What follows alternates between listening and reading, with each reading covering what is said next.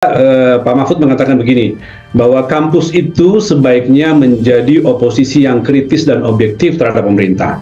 Itu muncul Pak di mana-mana. Ada yang mengatakan Mahfud meminta kita menjadi oposisi, ada yang meminta Mahfud meminta kita menjadi kritis dan objektif, berbagai judul muncul. Pertanyaan saya, apa maksud dari pernyataan Pak Mahfud itu, Pak? Ya begini, saya kan bicara di depan alumni perguruan tinggi, di mana yang hadir tentu saja banyak pejabat, banyak alumni dari berbagai jabatan, bukan hanya dari alumni UI, alumni kampus lain juga banyak hadir. Sehingga saya mengingatkan bahwa kampus itu dulunya punya fungsi sebagai menara api, yaitu memberi penerangan dan pencerahan kepada masyarakat, bukan menara gading yang hanya tampak indah tapi hanya bisa dilihat dari jauh keindahannya. Ada juga seharusnya kampus menjadi menara air, penyejuk. Nah, alumni UI ini dan alumni perguruan tinggi sekarang ini kan macam-macam ya. Ada yang bersikap kritis tapi banyak yang penakut, terutama kampus-kampus itu tidak berani ngomong.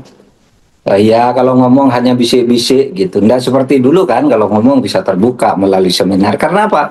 Karena di kampus sekarang kayaknya ada proksi gitu ya. Proksi itu artinya orang yang memecah, menawari kenyamanan tertentu agar diam dan seterusnya dan seterusnya.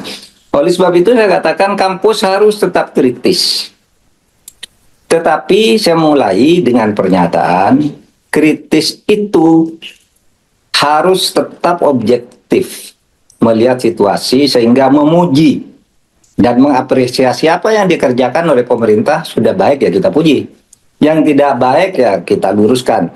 Maka saya katakan Anda jangan sekali-kali menjadi nihilis, mengatakan semua yang dikatakan pemerintah dilakukan pemerintah salah. Enggak, banyak yang bagus gitu, banyak yang bagus. Jangan nihilis. Jangan juga sampai fatalis menyatakan ya udahlah terserah kita nggak bisa apa-apa udah diem aja. Itu juga tidak boleh. Menganggap semuanya salah lalu ngamuk-ngamuk gitu karena nihilis atau fatalis. Wah serahkan aja lah ke pemerintah. Sudah nggak bisa diingatkan, terserah aja kita nerima aja apa yang mau kita terjadi pada kita tuh terserah, pemerintah punya tanggung jawab. Juga jangan sampai bersikap skeptisme radikal, selalu mempersoalkan apa yang ditanyakan, yang dikatakan belum jelas sudah dibantah, sudah diserang.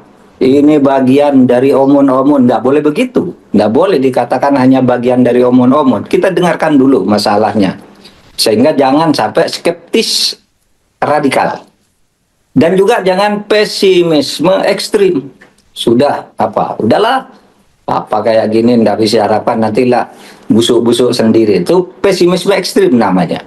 Nah kita orang kampus tuh harus objektif. Yang baik ya katakan baik, yang jelek katakan jelek. Misalnya apa? Program makan bergizi gratis itu kan baik, itu baik, sudah dijanjikan harus dipenuhi gitu. Kan kita masa mau menyerang masalah makan bergizi gratis? Tidak gitu. Begitu juga tentang kenaikan gaji hakim, guru-guru honorer, ASN dan sebagainya. Bahkan program masuk perguruan tinggi negeri gratis itu kan harus didukung ya. Nggak boleh dinyinyiri gitu. Nah, soal teknisnya bagaimana, biar pemerintah yang cari jalan karena dia yang punya sumber daya untuk melakukan itu. Food estate misalnya, ya kita dukung, kita perlukan kedaulatan pangan.